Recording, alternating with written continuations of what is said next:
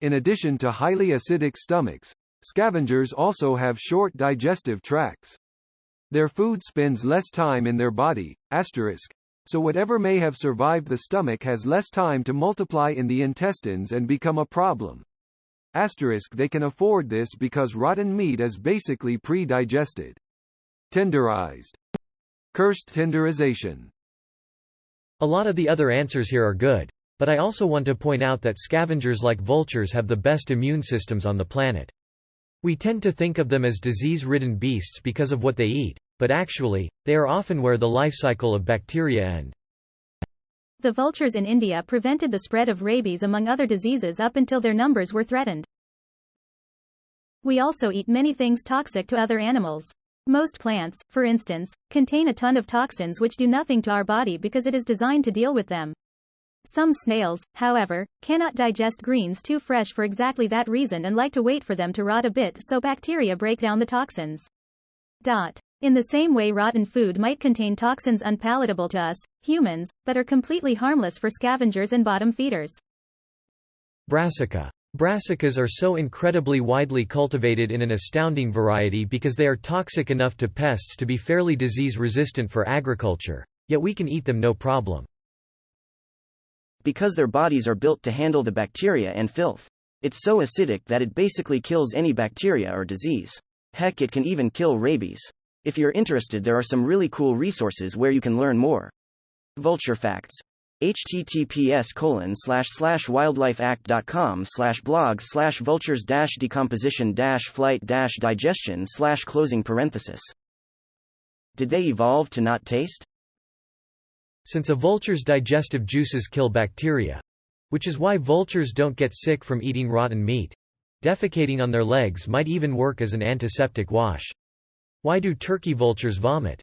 Their method of self-defense is to vomit their food, which they can send sailing 10 feet. A quick fact from http://naturemappingfoundation.org on vultures. That's enough Reddit for today. The explainlikeimfive answer. In the stomachs of these animals. We'll use vultures as an example. They have lots of bacteria living in their tums that can kill the bacteria growing on the decaying meat. The acid in their stomach is very acidic too. Most animals have this to help break down their meals, but it helps with killing some bacteria too. On a scale of 1 to 7, with 1 being acidic AF and 7 being pure water, lots of the animals eating decaying meat have a stomach acid that around a 2. I've read that some vultures will puke towards the attacker when threatened as a self-defense. Secondary question. Is there a difference between scavenger and carrion eater? From a quick Google search, it doesn't look like there's much difference, but there's a few distinctions. Main things are scavenging can be herbivorous. Carrion eaters aren't always scavengers. Could be a really hungry, not picky carnivore.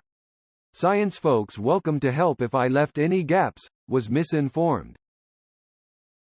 Bacteria in stomach. And rotten flesh is kind of just tenderized flesh, so goes down easier. Also, if that's what your mama tells you to eat from a young age, you just get used to it and don't complain. Hell, I'd wager their brains have probably adapted to find death and decay downright scrumptious. Imagine chomping down on sun-seared spleen and tasting jerky. Vultures have incredibly strong digestive acid that can even dissolve bone. This digestive acid kills most of the microorganisms present in the carrion. True story. When a turkey vulture once pooped on my head and some got in my mouth. First rule of birdwatching is to always keep your mouth closed when you look up at birds. I was worried that I was going to get sick, but I later found out that vulture poop is basically sterile. Not quite. Their feces in your mouth. Exposure to histoplasmosis and salmonella. Their feces on their own body and carrion. Sanitizer. Scavengers are usually attracted to dead animals within hours, if not minutes. Still, an animal can be dead for days without refrigeration, and parts of it can still be safe even for human consumption.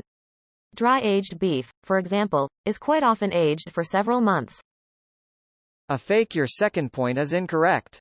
The example you took, dry-aged beef, is specifically smoked or dried in some form so that the moisture goes away and doesn't let bacteria, fungus spoil it. If you just let a dead animal sit there for 2 or 3 days, it's gonna spoil almost no matter what. Your first point is correct though.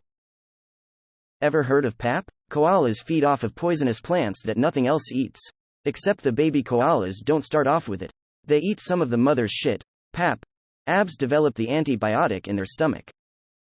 I once read scientists placed a drop of crocodile blood on a petri dish full of bacteria that was resistant to every current antibiotic. The blood killed all the bacteria. So, if I recalled correctly, they have pretty amazing immune systems designed to deal with nasty bacteria. Similarly, the Komodo dragon is not poisonous, but its saliva is so full of bacteria that when it bites something, that prey gets infected and gets weakened, and the Komodo dragon just follows it and starts to eat when prey is too weak to resist. The dragon, of course, is resistant to the bacteria. The Komodo dragon is not poisonous, but it is venomous. The venom was discovered about 10 years ago and disproved the toxic bacteria theory. Because their stomach acid's pH is so low, which causes it to be so acidic it can break down everything they gulp down their throats. The natural state is starvation. They are looking for food. The early humans were probably gatherers and scavengers. And people closer to the natural state of nothingness, hunger, and a constant struggle to survive are more likely to accept what they can get. But some animals, such as birds, have few taste buds. They will prefer one meal over another based on smell and sight. So some animals also have different preferences, and different senses from us. Vultures use extremely acidic stomach fluids to deal with the pathogens. They also shit on their own feet and legs to use the acid to kill off any nasties.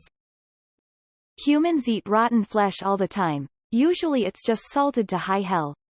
Some Cajun meats used in stews and whatnot are rotten, but seasoned so hard that it's really just a meat seasoning.